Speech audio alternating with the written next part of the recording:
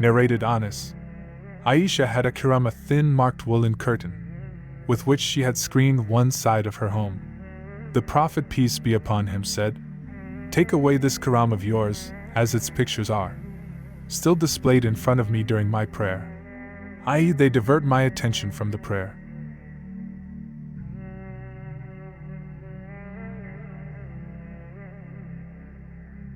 Narrated Uqba bin Amir. The Prophet, peace be upon him, was given a silken faraj as a present. He wore it while praying. When he had finished his prayer, he took it off violently as if with a strong aversion to it, and said, "It is not the dress of Allah-fearing pious people."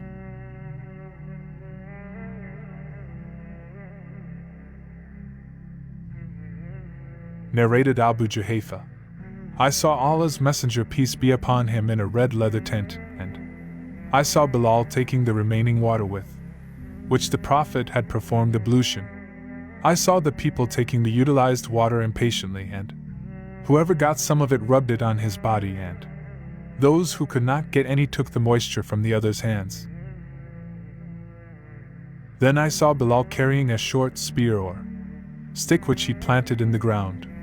The Prophet came out tucking up his red cloak, and led the people in prayer and offered 2 rakat facing the Kaaba, taking a short spear or stick as a sutra for his prayer. I saw the people and animals passing in front of him beyond the stick.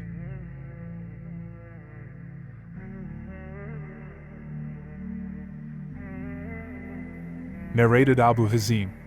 Sahl bin Sa'di was asked about the Prophet's pulpit as to what thing it was made of. Sahl replied, "None remains alive amongst the people who knows about it better than I. It was made of tamarisk, wood of the forest. So and so, the slave of so and so prepared it for Allah's Messenger, peace be upon him. When it was constructed and placed in the mosque, Allah's Messenger, peace be upon him, stood on it facing the Qibla and said, Allahu Akbar, and the people stood behind him and led the people in prayer. He recited and bowed, and the people bowed behind him. Then he raised his head and stepped back, got down and prostrated on the ground, and then he again ascended the pulpit, recited, bowed, raised his head and stepped back, got down and prostrate on the ground. So, this is what I know about the pulpit." Ahmad bin Hanbal said, "As the Prophet, peace be upon him, was at a higher level than the people, there is no harm. According to the above-mentioned hadith, if the Imam is at a higher level than his followers during the prayers."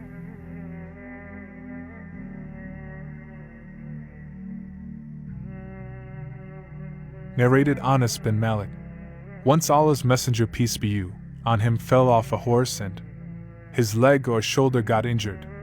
He swore that he would not go to his wives for 1 month, and he stayed in a mashruba attic room having stairs made of date palm trunks. So his companions came to visit him, and he led them in prayer sitting, whereas his companions were standing. When he finished the prayer, he said, "Imam is meant to be followed. So when he says Allahu Akbar, say Allahu Akbar, and when he bows, bow, and when he prostrates, prostrate, and if he prays standing, pray standing."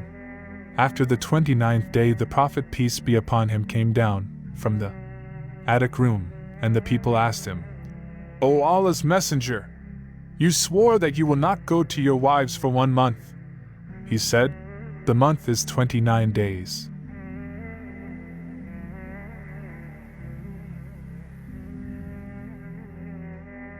Narrates Abdullah bin Shaddad. Maymuna said, Allah's Messenger, peace be upon him, was praying while I was in my menses sitting beside him, and sometimes his clothes would touch me during his prostration. Maymuna added, he prayed on a kamra, a small mat sufficient just for the face and the hands while prostrating during prayers.